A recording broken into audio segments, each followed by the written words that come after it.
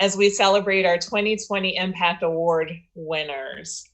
My name is Felicia Davis, and I have the honor of serving as President and CEO of Chicago Foundation for Women.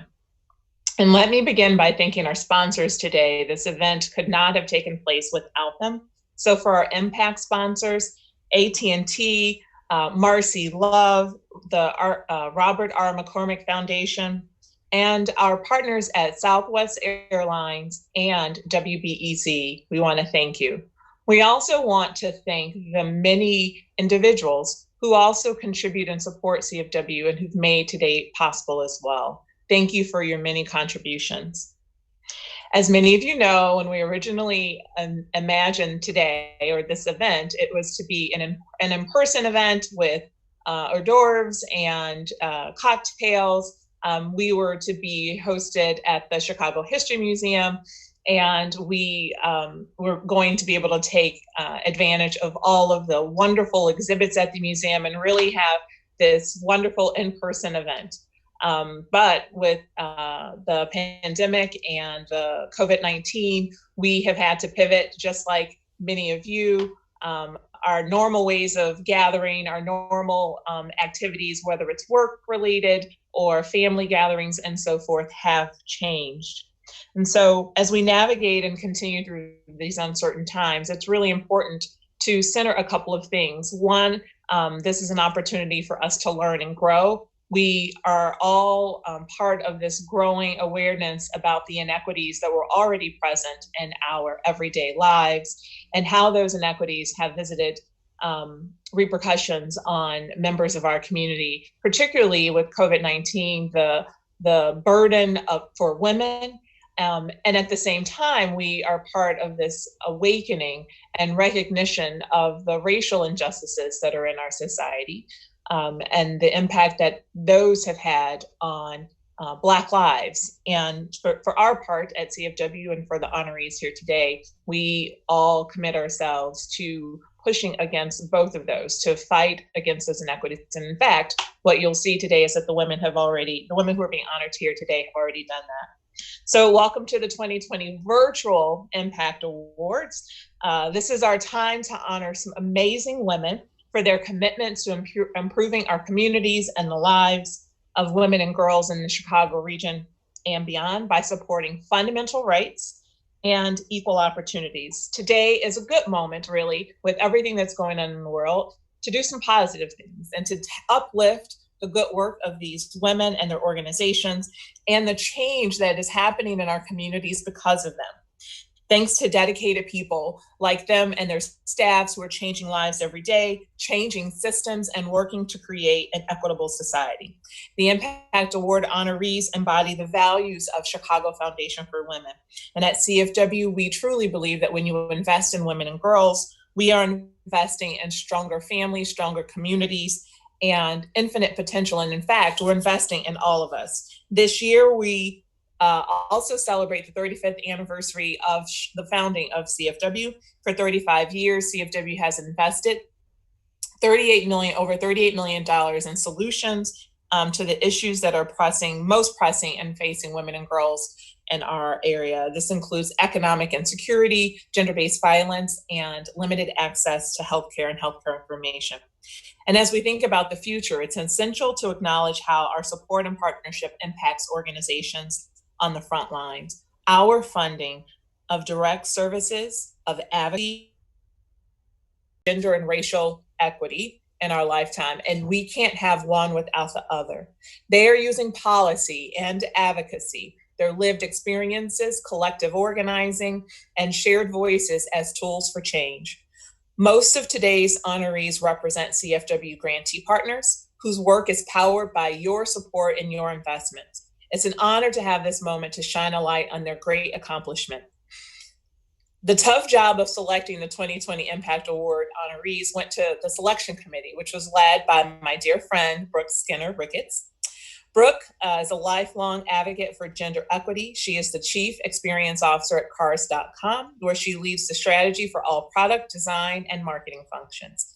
She was honored as one of Crain's Chicago Business 40 Under 40 in 2012, and as well as a fellow in Leadership Greater Chicago, and she and I were in the same class, so I'm honored to have been a fellow mate with her. And she's honored to be a White House LGBT Tech Summit Fellow. And in 2013, Brooke co-founded She 100, which supports Chicago's LGBTQ community by fundraising to support and elevate LGBTQ causes and issues. She has been on the boards at She 100, Housing Opportunities for Women, and Cubs Charities. Please welcome Brooke Skinner Ricketts.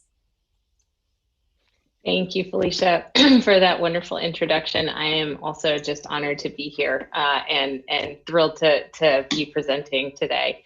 So on behalf of the selection committee, welcome again to the 2020 Virtual Impact Awards celebration. I really wish we were all having hors d'oeuvres and touring the museum, but we'll have to do that as soon as we're through this. So as Felicia mentioned, the selection committee had the difficult assignment of picking just 5 from a really, truly a stellar group of nominees that was as broad as it was deep. So I want to take a moment to recognize the selection committee members: Lauren Birchlove, Sandra Berman-Epstein, Corliss Garner, Adolfo Hernandez, Hoda Katebi, and Janine Miola. Thank you for your time and hard work in choosing such a phenomenal group of honorees. All of the honorees and all of those nominated are on a mission to help provide the tools women need to live up to their potential, to create healthier, safer, and more vibrant communities for all, while representing a vibrant array of intersections in their work and in their leadership. I think I speak for the rest of the selection committee when I say that it was inspiring and reassuring to learn about all the amazing work being done by this year's honorees. Founders Award recipient Wendy Pollock has worked most of her life to tirelessly ensure that policies and advocacy efforts are equitable for all, especially for women in the workplace. Christina Frasick, Pioneer Award recipient, is helping make healthcare more accessible for students on college campuses nationwide, no matter what school they attend or its religious affiliations. Neha Gill is working to end gender-based violence by providing critical, comprehensive, and culturally competent services across affected communities. Colette Payne offers a unique perspective, sharing her own lived experiences with other returning citizens, helping them to rebuild their lives. Amani Rupert-Gordon has been instrumental in leading efforts to ensure the full spectrum of LGBTQ and gender non-binary voices are being heard and are at the table. Reverend Willie Taplin Barrow would be incredibly proud of the fact that her legacy continues to be an inspiration for Asata's daughters, this year's Barrow Fund Emerging Leaders recipient. Their commitment to educating Black youth and nurturing the power of youth activism is an inspiration to us all. Not only is CFW honored to celebrate these leaders today with the 2020 Impact Awards, it is also backing up this work with strategic investments. The vital work being led by Wendy, Imani, Colette, Neha, and Asata's daughters is funded in part by grants from the Chicago Foundation for Women and the support of the CFW community, including its giving councils and circles. In addition to these great women leaders, it's my pleasure to also recognize Chicago Foundation for Women's 2020 Outstanding Corporate Citizen Impact recipient, AT&T, for its Believe Chicago initiative, a grassroots effort spearheaded by Eileen Mitchell, president of AT&T Illinois, to connect the company to its neighbors, improving lives and uplifting 19 Chicago neighborhoods most affected by gun violence and unemployment. Unfortunately, Eileen could not join us today, but we celebrate AT&T nonetheless. Now I would like to introduce the video for Wendy Pollock, Founders Award honoree.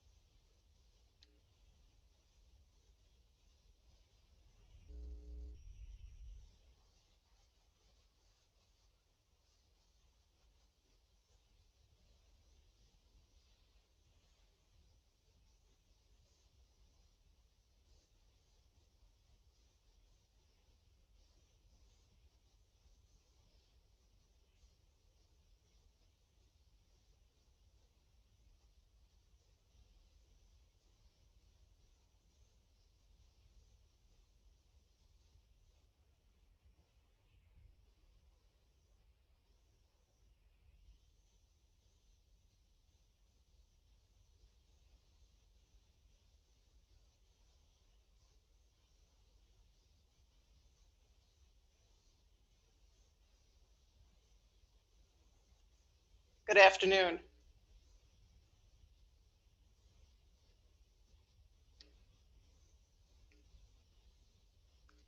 Good afternoon. Thank you to the Chicago Foundation for Women for this award. I'm really honored. As a young woman, I drew inspiration from both the civil rights and the anti-war movements, but it was the women's movement that really propelled me forward, both personally and professionally. In 1978, with the desire to learn a skill that would allow me to earn a good wage and benefits, coupled with the determination to break through the concrete ceiling, I joined the United Brotherhood of Carpenters and Joiners of America. I was the only woman in a class of 80 apprentices. I knew it wasn't going to be easy. Systemic change never is. Soon after starting my apprenticeship, with a handful of other women who understood the need to connect and to support each other, and a shared desire to create a pathway for women to enter and succeed in the trades, we founded the Chicago Women Carpenters in 1979. As more women trickled into the different trades, we evolved into Chicago Women in Trades in 1982. CWIT remains one of the leading organizations in the US that advocates for, trains, and supports women in the construction trades and other blue-collar occupations. It was my personal experience as a tradeswoman that helped me recognize the power of the law to change lives for the better and its capacity to harm when ignored or overridden. This led me to pursue a legal career. During my legal career, I have engaged in litigation, including litigation against construction contractors who were discriminating against women.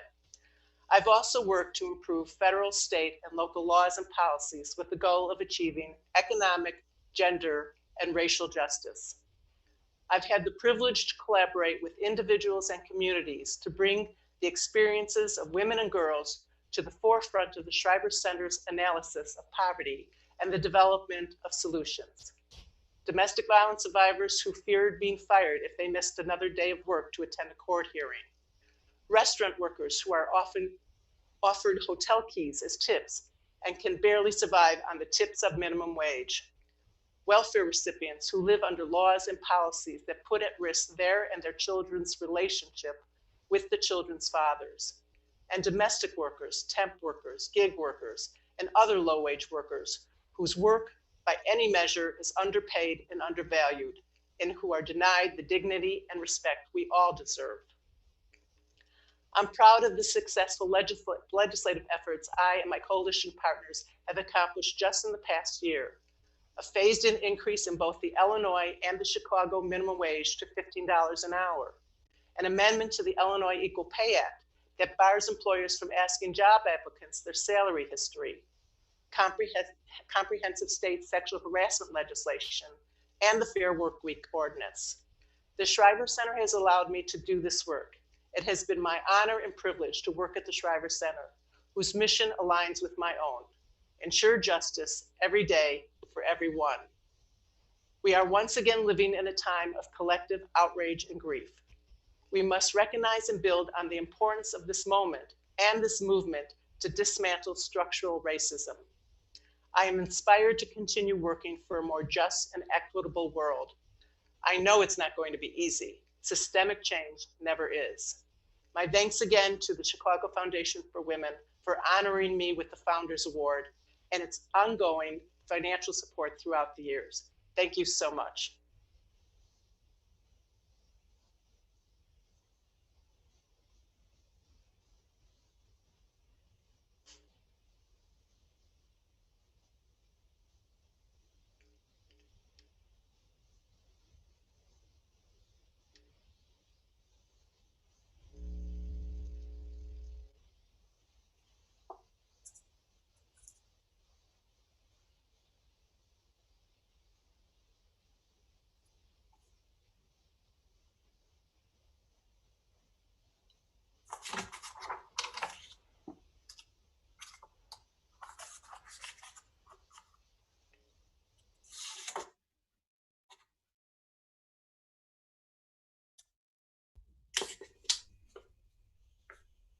All right. I would first and foremost like to thank the Chicago Women's Foundation for the incredible honor of receiving the 2020 Pioneer Award.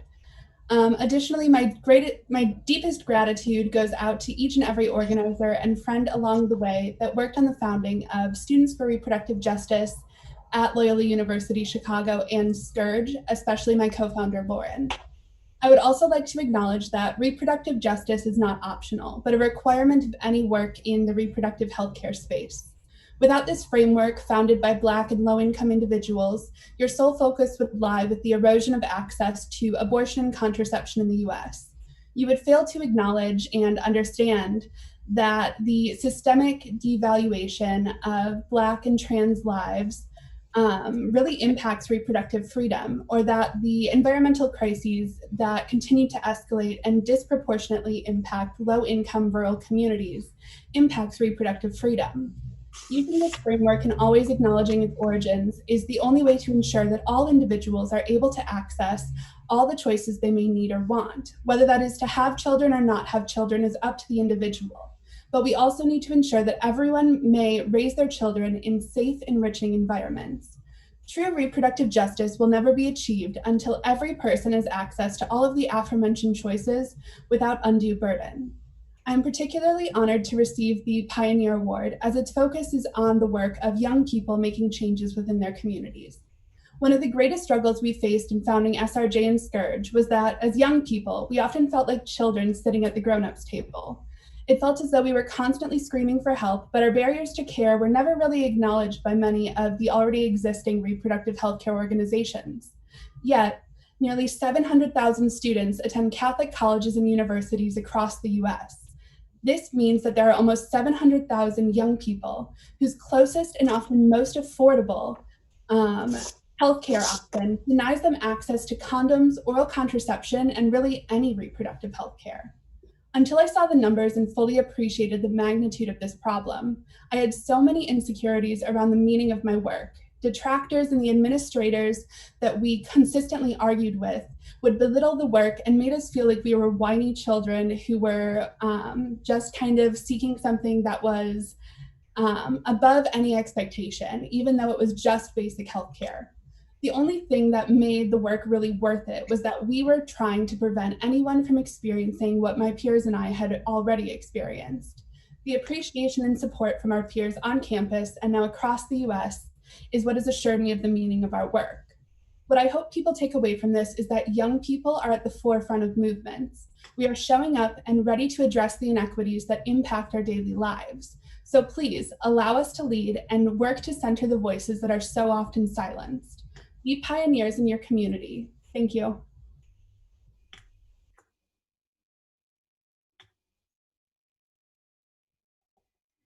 Christina, thank you so much. We are incredibly proud of what you've accomplished so far. A little bit more about Christina since our video hasn't shown. Christina is a second-year medical student, community organizer, and lifelong resident of the Chicagoland area. While attending Loyola University, in Chicago for her undergraduate degree, she personally experienced how the lack of comprehensive sexual and reproductive health care can place an overwhelming burden on students. Christina co-founded Students for Reproductive Justice, or SRJ, as she spoke about, the first unofficial student organization to directly address the restrictive definitions of healthcare upheld by the university. And prior to Christina, we were honored to provide Wendy Pollock with the Founders Award. Wendy is the founder and director of the Women's Law and Poverty Policy Initiative at the Shriver Center on Poverty Law. Under her direction, the WLPI draws on the experiences of women and girls and brings those experiences to the forefront in the Shriver Center's analysis of poverty and the development of solutions to end poverty permanently. That's the goal. Wendy has worked extensively on economic and workforce development, as she talked about, and the trailblazing work that she did as a member of trade, gender-based violence, and other issues affecting low-income people on the local, state, and federal levels. And we are so incredibly pleased to present the Founders Award to Wendy. And the next person is Neha Gill. Neha is a passionate and dedicated advocate for gender equality. She serves as executive director of APNAGAR, which provides critical, comprehensive, culturally competent services and conducts outreach and advocacy across communities to end gender-based violence. During her tenure, Neha has overseen the most organizational growth since its inception, including the construction of a brand new safe home for survivors, doubling the revenue and operating budget of the organization, increasing programming and partnerships, and expanding the agency's service area and its physical locations to better serve women. Neha.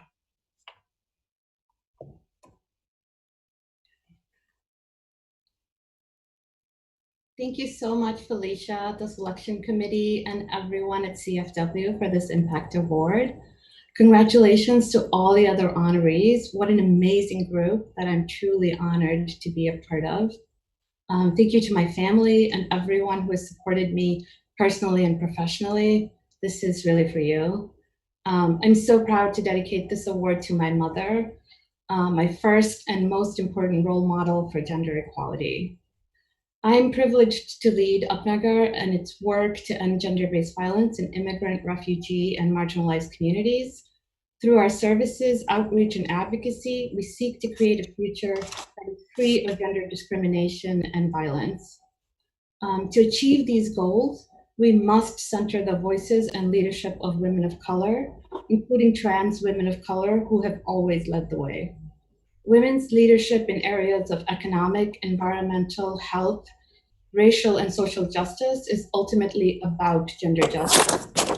And gender justice can only be achieved when all forms of oppression are eliminated. I urge us all today to take very intentional steps towards gender justice by examining the inequalities all around us in every sphere, from our homes and families to where we work, in our communities and in society at large, and commit to making and investing in change. This moment in particular calls for us to put our collective might and resources behind the uprisings all around making us. And investing in change. Thank you again so much. This moment in particular.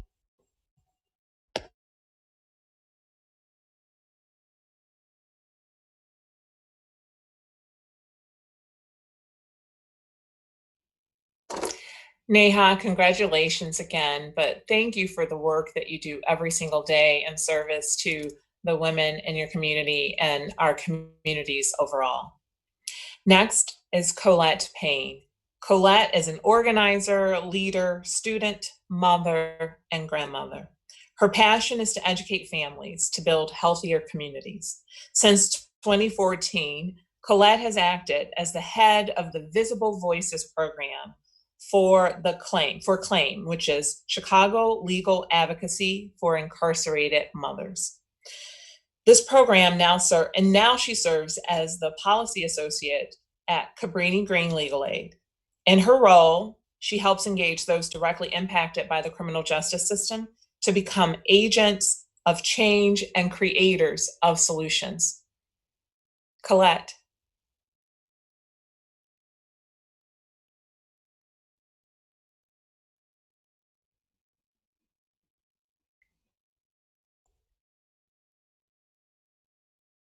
I just said 5 whole sentences. Okay, let me start over.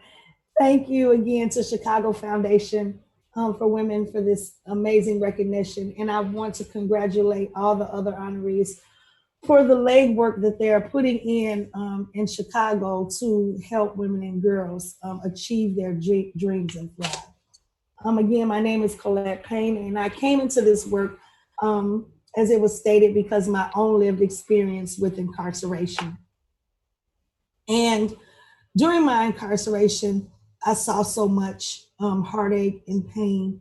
And I vowed to the women who I left behind that I would never come back again, and I would enter through the front door instead of the back door to create positive changes, administrative changes or policy changes. And this ward is, I dedicate to those who walk beside me, who work with me in my community, because if it wasn't for them stepping up to tell their stories, to be vulnerable, some of these changes wouldn't be possible today. And again, thank you.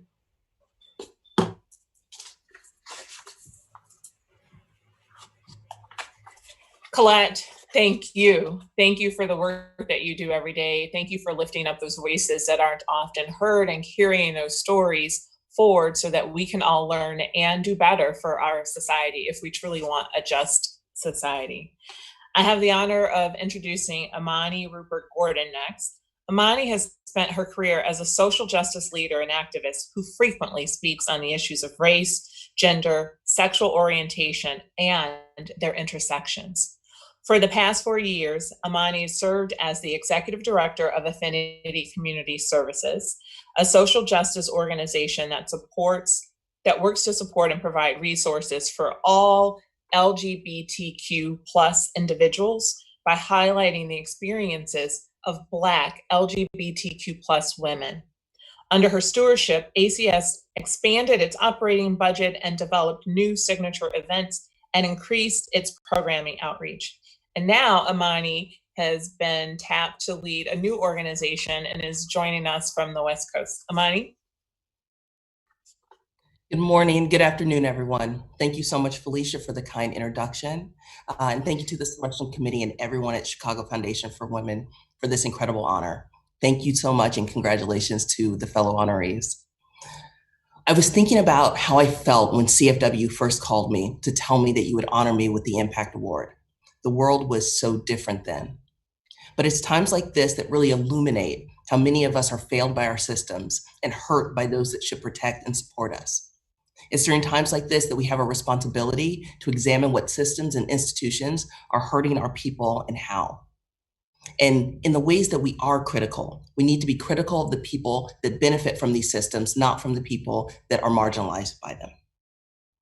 When anything is disproportionately impacting our communities, there's a hint that there's something that we're not adequately considering.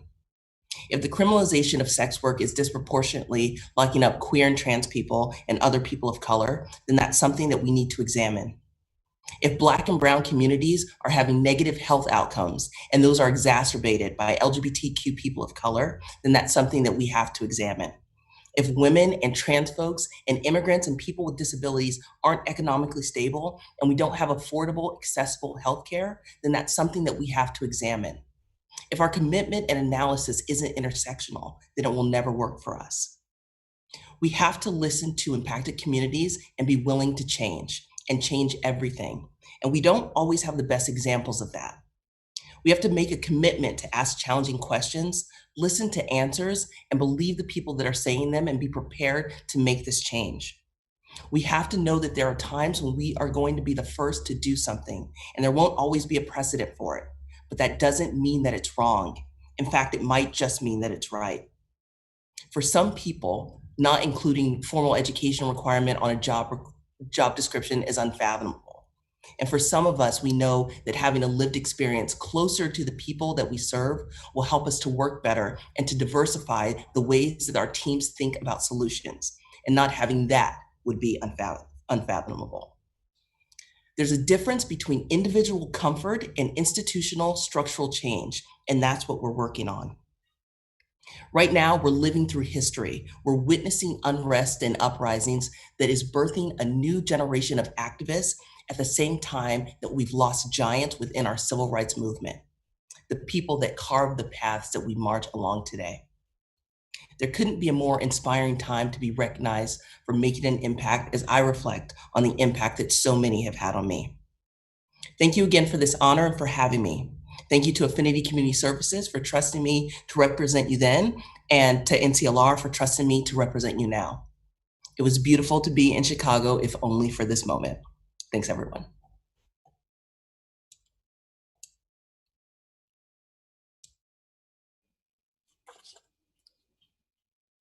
Amani, thank you for your steadfast leadership and your advocacy, and for bringing brave voices to the conversation. We really applaud you for those efforts.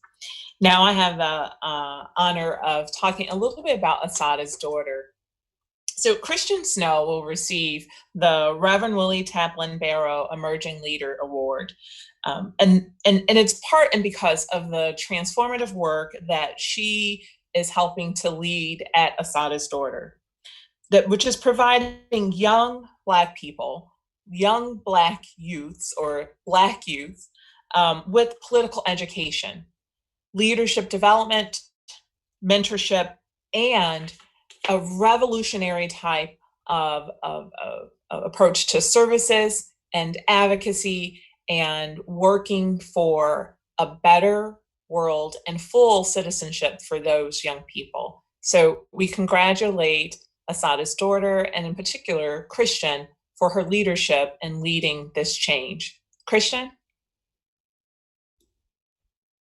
Thank you so much for that lovely introduction. And we are so glad and excited to be receiving this award, especially in the name of Reverend Willie Taplin Barrow. Amani was just speaking about some of those giants who we have stepped into the footpaths of, and Reverend Barrow was definitely one of those giants. She began organizing when she was really young, to be able to ride the bus to school as a young person. And for us, it's incredibly important to uplift the work of young people in both their visibility, but also in their leadership. Since the term of teenager was first conceptualized in the early 1900s, we had an understanding, those of us who fight in the Black liberation movement, that young Black people have been instrumental to this intergenerational struggle. We can go as far back as the NAACP Youth Council to name some of their work, but moving through freedom rides and sit-ins and Black Student Leadership Network and the work of the Black Panther Party, whose average member was in their teens, to the moment that we found ourselves in, not even 5 years ago, to the time that we're finding ourselves in now. Young Black people have pushed the needle forward and pushed us all forward. Liberation, by drawing attention, by applying and keeping pressure, by taking risks, by driving imagination and our hopes, and encouraging us not to accept the status quo, but to dream of new worlds, and then to act as if they're possible to make happen. And so we let our experiences with young people inform us as we take leadership from them, but also as we hold a container for them to experiment in, for them to learn in, for them to receive support in, for them to build community. And we hold that space for them to feel safe in a world that tells them that they may not make tomorrow happen. For that reason, Asata's Daughters is also deeply an abolitionist organization. And we have to name that we are an abolitionist organization during this time, in particular, where folks are ready to imagine what a new societal structure might look like. As an abolitionist organization, we share the goal of eliminating a security culture of imprisonment, policing, and surveillance, and to creating lasting alternatives to punishment and imprisonment. And we know that in order to affect real and sustainable change, we have to imagine a reordered society and work towards a space where we do not depend, a culture where we do not depend on security, criminality, and punishment. We envision a world where folks, particularly oppressed folks, Black folks, young Black folks, have the resources they need actually, and not just have the window dressings that try to convince us that we're safe here. A future where we do not treat people as disposable, and where criminalization and punishment are not looked at as tools available to us for resolving conflict and addressing harm or facilitating safety, but instead that we as a community decide to take accountability for each other and for our futures together. We truly appreciate Chicago Foundation for Women for supporting us from our inception. They were some of our first funders and have walked along this path with us, always reaching out to see what we need to build a world where women and femmes are not experiencing sexual violence, where Black people do not experience economic harms, and where we as oppressed people can bring about our own freedom. We appreciated you at the beginning, and we appreciate you now, and we will continue to fight for Black liberation alongside you. Thank you.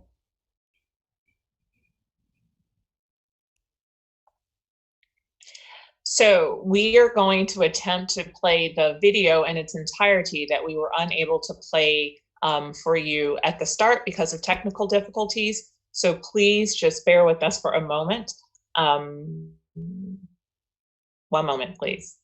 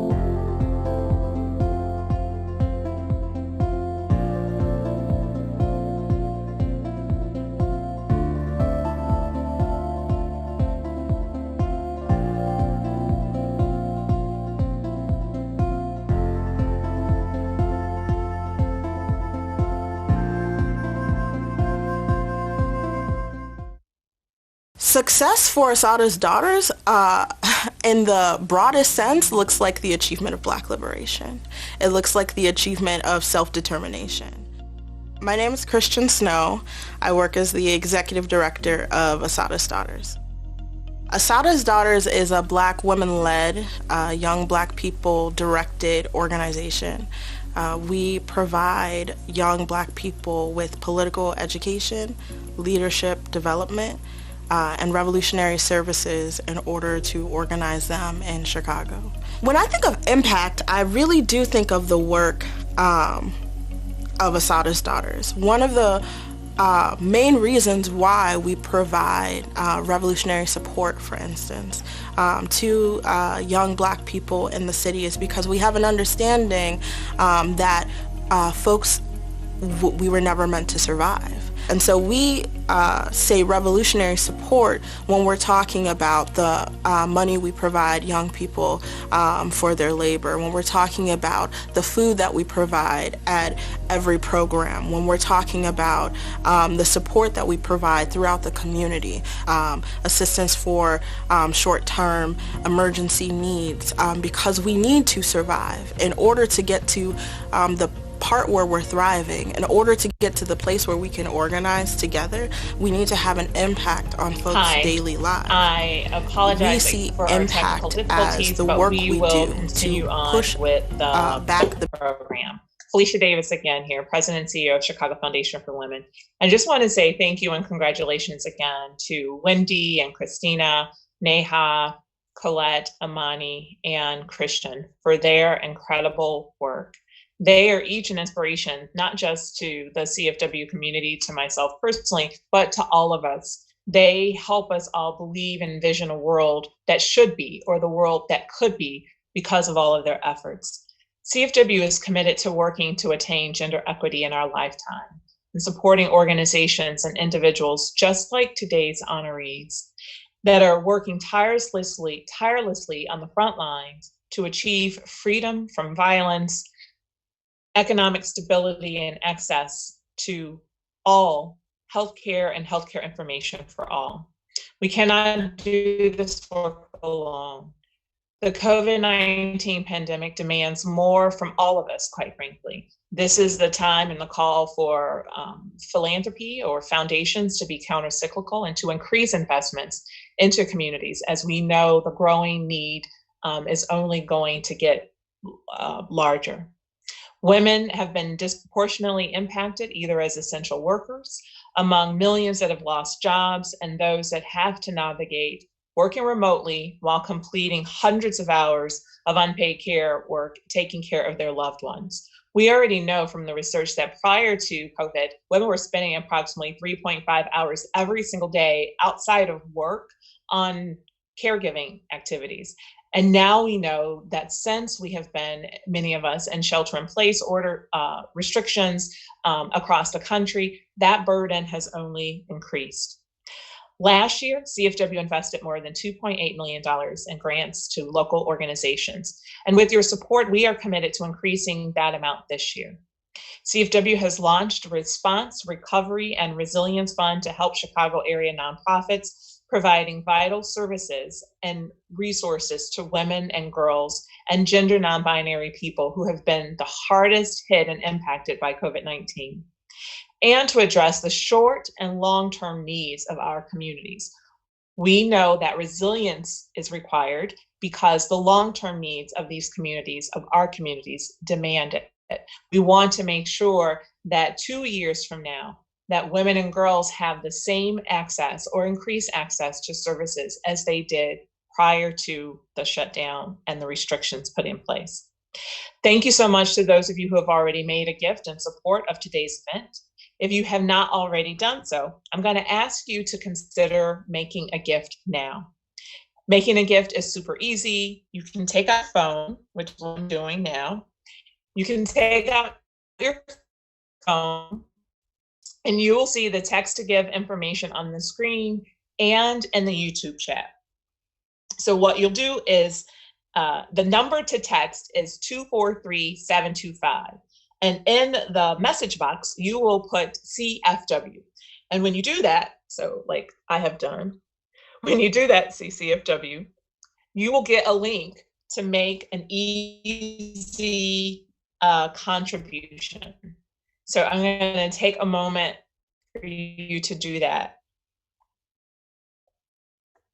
That while I'm doing so, I had used this service before personally to make a gift to Shriver and their annual gala. So it's a common platform that's used for nonprofits. And so you'll get the link and you'll be able to direct your donation directly to CFW. So I want to say thank you again for your continued support of CFW and really this amazing network of grantee partners and organizations. The work that we do is to help make sure that those organizations have the resources that they need to thrive, to provide them with capacity building, to provide them with general operating dollars that are very restricted when it comes to, or often dollars are restricted, and general operating dollars allow them the most flexibility so that they can manage those programs. That requires trust. We trust our grantee partners to lead and to do and to make the decisions that they need to do in the service of the women and the girls that they serve. Now, let's welcome back Brooke and all of our amazing honorees to hear a bit more from them about how their work and daily lives are being impacted by COVID-19, as well as the uprising of activism in response to police brutality and systemic racism. Thanks, Felicia, and thank you to all of you. Listening to each of you speak about your work was humbling and inspiring, and there were so many amazing words: collective outrage and grief, awakening, illuminate, imagine. Everyone talked about structural change, and as Felicia mentioned, this is a moment unlike anything we've ever seen. And as we've discussed, the work has shifted as a result of COVID-19, as a result of the awakening that we're experiencing collectively. So I'd love to just open up by hearing how each of your work has shifted. I know much of it is also continuing to shift, but just some examples of how the work is shifting as a result of this unique moment in time. Maybe Colette, do you want to start? Sure, I can start. How is shifting? Well, I since COVID, I look at the opportunities of what am I losing since working remotely, and how I am so used to being in community and close proximity, folks who have been impacted by systemic barriers, hearing their stories, being able to organize with them. I'm just so sick of COVID right now. I want to be in community with folks. That's what I'm used to doing. Organizing, I wouldn't say it's been difficult for me, but just kind of getting used to working from home and using the technology from home. So that has been a challenge. And for the leaders who walk alongside me. Most women or men are coming home. Some of them may have served a long sentence and haven't used technology at all.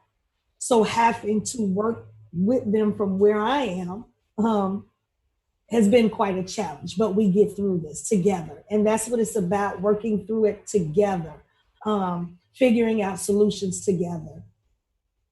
Right now we're conducting surveys to assess the needs of our leaders during this pandemic, and bringing those leaders in so they can get just, a little bit of something to compensate them, because we don't want to have them working for free.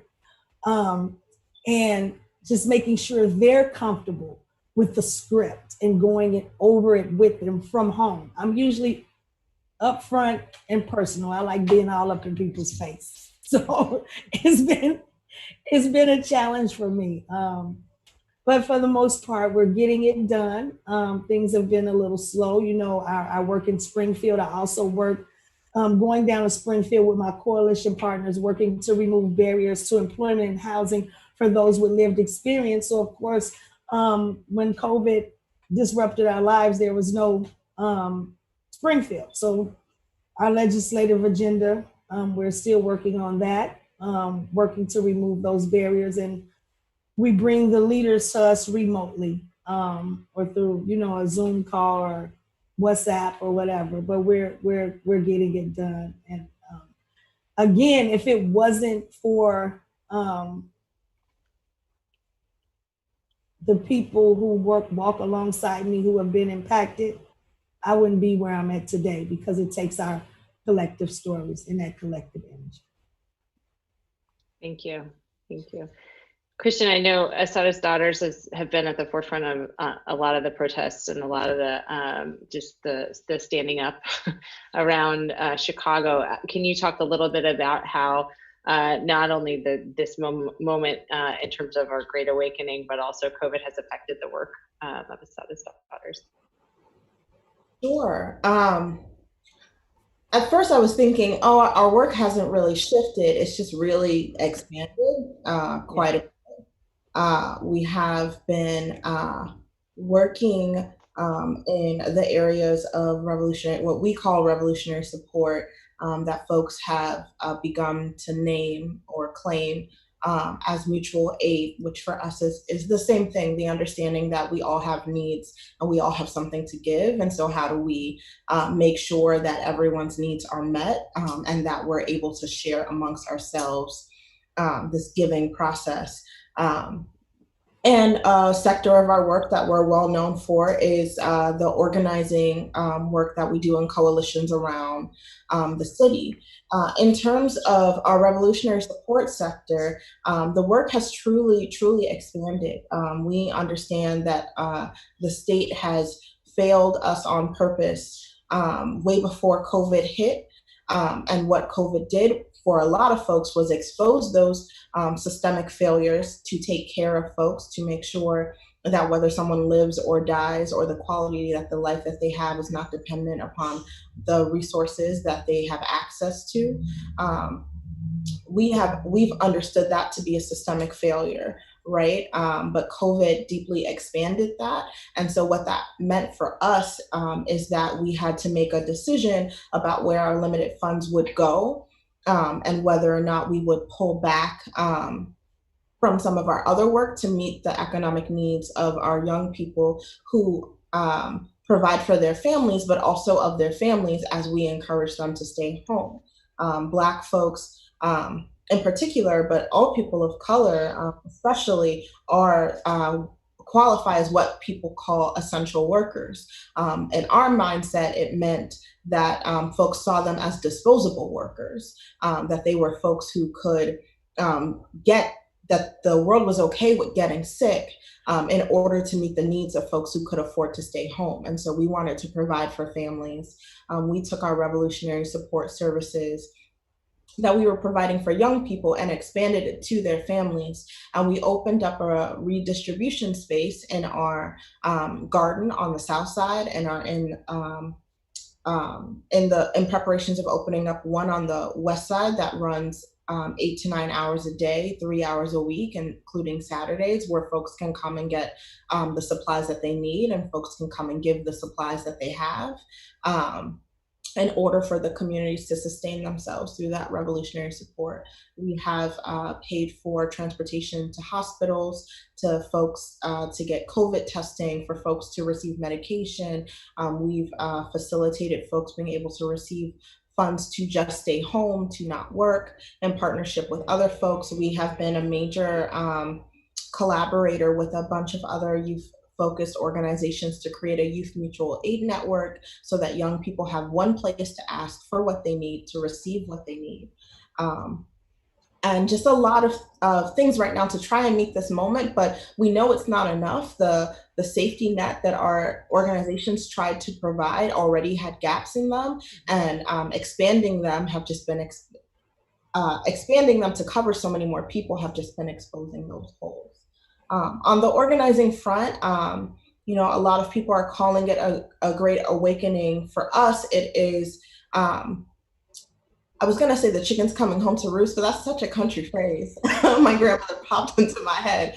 For us, it's a moment we've been preparing for, right? A lot of folks are truly feeling, especially Black folks, people of color, people who have been working in movement spaces, who were activated by the wave of death that the media exposed 5 years ago that started our organization, right? Whether we're talking about Trayvon Martin, Mike Brown, Tamir Rice, Sandra Bland, all of the names that we can call upon about 5 years ago that seeded us, that we have been thinking through and preparing for this moment when the rest of the world was ready to say, okay. We have heard what you've said over the last 5 years. We couldn't get people to say Black Lives Matter 5 years ago, right? We couldn't get people to say the bare minimum. And now folks are ready to say more than that. They're ready to prove that lives matter to them, and ready to take those steps. And so we have always said that organizing helps create the context that folks need in other power spaces, like policy, like law, like education, that they need in order to push for the wins that we need in order to bring about Black liberation. And so without the context of the protests, without the context of the uprising, without the situations that folks on the ground have created, this atmosphere that we've been able to create, folks wouldn't have the leverage they need to push for systemic change. And so it's incredibly important to us that we continue to support that work. It's incredibly important to us that the young people that we have helped to train and given the space, the container to think through the solutions for 5 years are now in a position to take leadership, that they have the space to take that leadership. They have the space to bring people into the fold, and that we're welcoming more people who are, for them, this moment was our moment 5 years ago.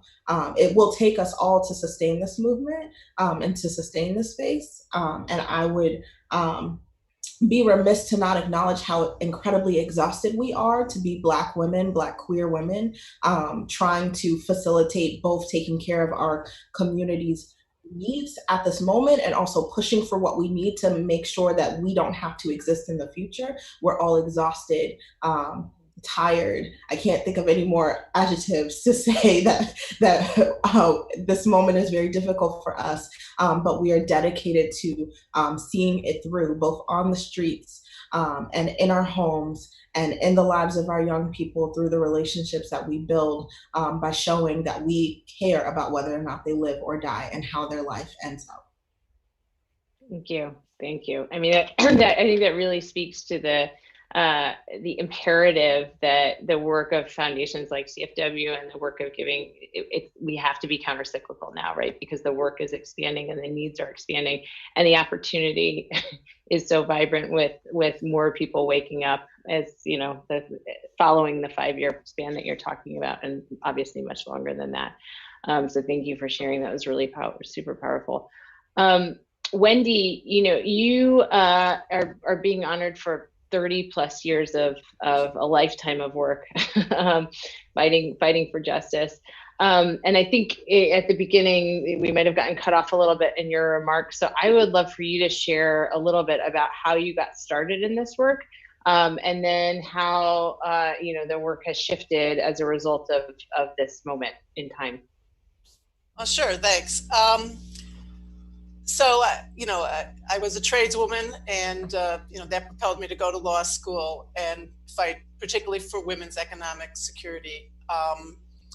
And so, once I was able to, and I started my career in legal services doing direct service.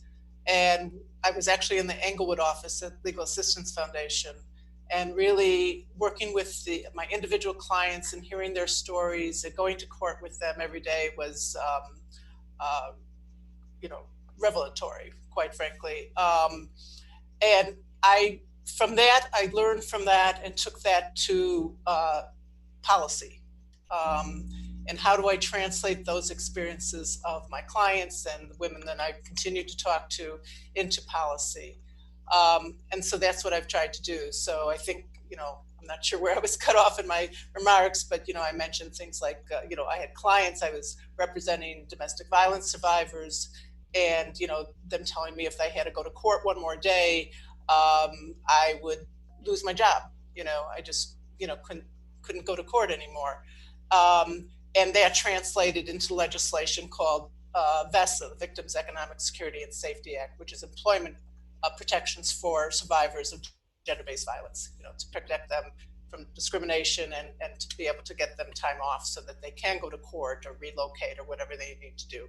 So that's how I did then, and continue to try to take what our real lived experiences and translate that into policy and hopefully into laws that benefit those impacted communities. So in Springfield, I'm in Springfield a lot, like I know Colette's down there too. And I was there the last time I was in Springfield, was the last day they met in person, which was March 5th, and I was negotiating permanent paid sick days. And also the other major bill I was working on, during the session was paid family and medical leave. And the fact that we don't have that in Illinois is, really showed itself up when COVID hit. And because when the feds intervened and there were some paid sick days and a little bit of paid family medical leave for some folks, very narrow set of people, most workers still weren't going to be eligible for that. And also, you know, the Federal Department of Labor wasn't going to enforce anything. So my work really intensified greatly on trying to get that passed, and also passed on an emergency basis. So we work both in the city and on the federal level, on the state level, to try to get something passed. And we're still doing that. We're still working on that.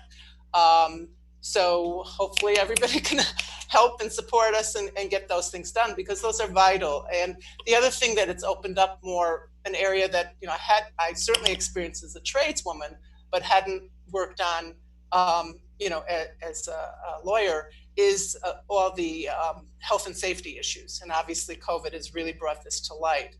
And the fact that, you know, there's literally no mandates or guidance from the federal government, and I won't get into it, but the way the state handles it really isn't satisfactory. And we really have to, you know, we're looking into that. You know, that's one of the things like we're reviewing, and how much time, resources, energy, and what should that be shaped like if we push into that direction, you know, for workers.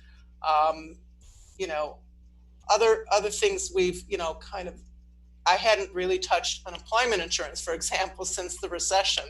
And here, you know, I had to go back and kind of get myself up to speed. And so, you know, we're doing more around that.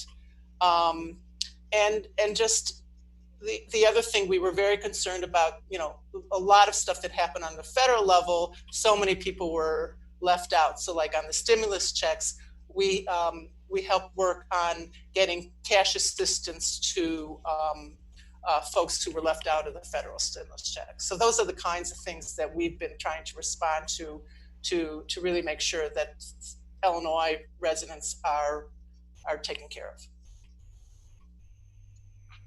Thank you. It's, I work in technology where the words pivot and real time come up all the time, and they're sort of throwaway words. It seems it's really clear that all of these challenges are real time, and new ones are emerging. It has to feel a little bit like whack-a-mole, right? as these things come up, and as the work continues in many, many different directions and broadening directions. So thank you for the work that you're doing, and thanks also for sharing a little more about your start. It's an inspiring story. Speaking of pivots, the one area where we've pivoted a lot is in education, right? and the lives of students have also really been impacted, you know, by this current crisis. So Christina, can you just talk a little bit about how your work has shifted? I know we're pushing up against time, and I want to make sure everyone has a chance to comment. So we just appreciate hearing a little bit about how your work has shifted. Absolutely. So with COVID, it was a really sudden onset that displaced a lot of students in a very short span of time. Many only had a couple hours notice or a couple days to basically leave campus and relocate, which led to many situations of housing instability, having to kind of reconcile, would I stay in my apartment or potentially go home to stay with family? And so we currently are in a situation where the on-campus community, which is often kind of in a bubble and very centralized, is now spread across the country. So we have student organizers who are really looking at how are we going to continue providing our services, such as basic reproductive health care and connections to various clinics for students who are now spread across basically all 50 states.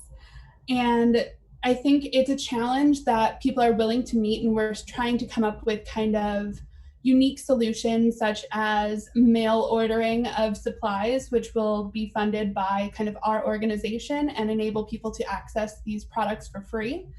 And just kind of trying to see where can we help and what is the greatest need at the current moment, because this is something, yes, the focus right now is on health in terms of the pandemic and COVID itself, but also like reproductive health care doesn't stop just because we're kind of in the middle of this unprecedented situation. And I think also speaking to the Black Lives Matter movement and the racial justice work that's being done, while we have so many of our organizers and students contributing and taking part in the larger movements, I think we also have to bring it back to our own campuses and focus on how can we change our own communities to ensure that the Black student populations are supported and feel safe in their campus environment, because especially at Loyola, there have been so many situations where students have not felt safe. And so it's not so much about centering ourselves, because so many of our organizers are white identified because these are primarily white institutions.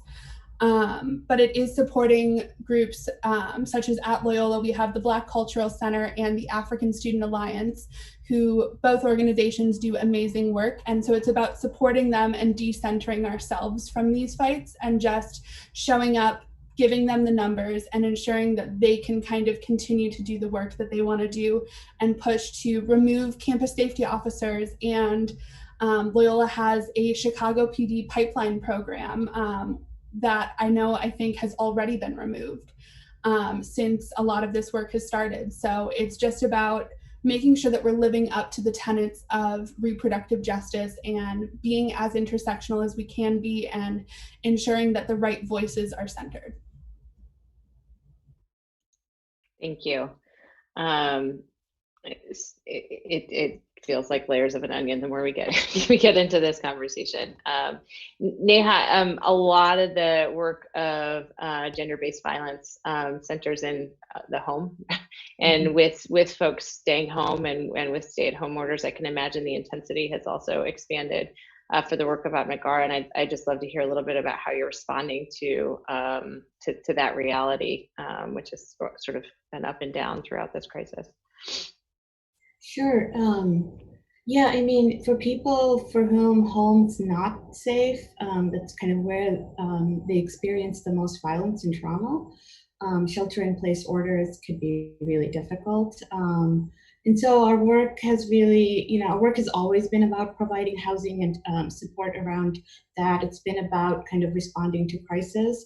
But I think we really had to sort of pivot to doing rapid response and kind of learning as we go and kind of trying to really wrap our arms around like everything that's happening. And so kind of the advocacy component also became really big to make sure that the city and the state and everybody else that's kind of partners with us understands the enormity of the situation and has can respond.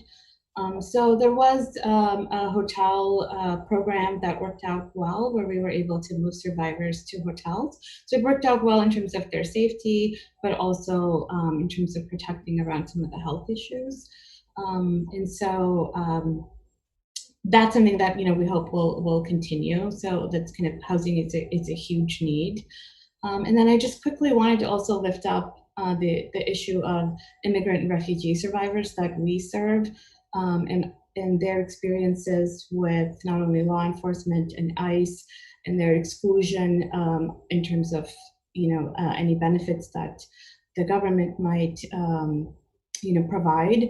And so Avantgarde's work has always been about supporting those communities, and so we're kind of really focusing on what they need and how that can be provided, because there are cultural sensitivities and there's issues around language, and particularly some of the things that are coming up is, language, and even in terms of supporting their children through schooling, which is all in English and things like that. So we're really kind of seeing a lot of different needs come up and doing our best to kind of respond to it.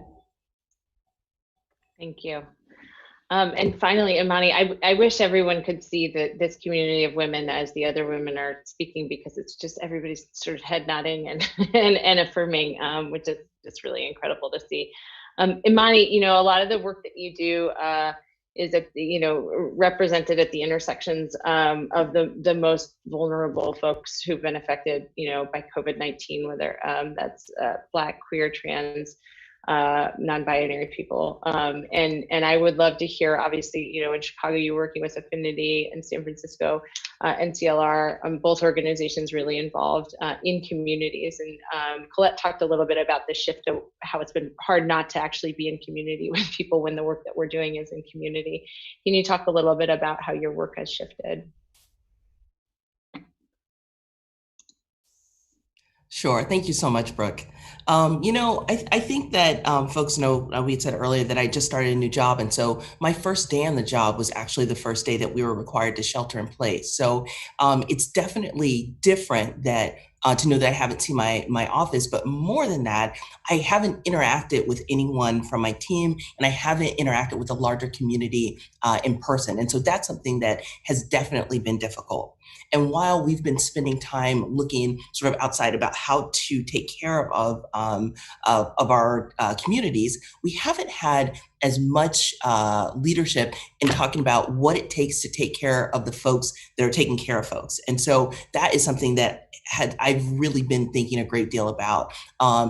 It's really presented an interesting way to think about equity when you're thinking about how to support a team that I'm still getting to know, how to support a team or responsibilities while knowing that folks are working from home, that there are small children, that people have partners and roommates that are having their own and very different experiences.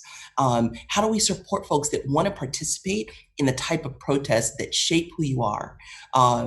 And these protests have this capacity to change your life, and we want that to be part of folks' experiences if they want it. You know, I want to find out how we can keep our teams safe because they're making our world safer for all of us. And so for me, when I'm sort of going through this, something that has really helped frame it for me is my own practice of vulnerability. And for me, that is definitely a practice because it hasn't benefited all of us to be vulnerable all the time. But I noticed that without it, I find that there's something missing from my own leadership. And so that's something that I'm working on. And so this is something that I thought about in particular when I was working with a team and we made Juneteenth an NCLR holiday. I didn't make a long statement about it, but instead I shared it with my team about why this holiday was important to me. And I explained my experience as a young Black girl and the disconnect between my family's knowledge of our history and the history that was taught to me in school, how lonely it was for me to feel different, and reminding our team that it's our work to combat those sort of feelings when we can. And so it was an effort to share a bit more about myself with the team, but also a way to role model an authentic and grounded response in this moment, because I think that's what we are going to be missing. So where we're paying attention to this right now, I'm wondering what this will look like tomorrow. How authentic are we when we're talking about this? And the last thing I wanted to mention was something about tokenism, which has predictably started to come up. We have to remember that we want leaders, we want and need leaders from underrepresented identities, and we need folks to be in these positions when they are ready. And putting young folks in a position of power before they're ready, it's not cruel, it's wrong. Everyone on this panel is where they are because someone believed in them and gave them a chance when they were ready for this role. And that's not to say that young people aren't ready for the role. That's not what I'm saying. I'm saying that our reputations aren't always our reputations when we are from underrepresented communities, they're not always as flexible as our white, straight, cis counterparts. So it can be incredibly detrimental to put someone in a role that they're not ready for. And then abandoning them when that person legitimately has the appropriate skill set and capabilities for someone at that stage in their development. And so we need to put people in positions when they're ready and give folks the supports they need to be successful. And I think that's really important because in a time like this, we're going to be looking for a different type of leadership. And that is something we want to see more. We want to make sure that it's also coming with the support that will make these folks successful. And that's going to be incredibly important.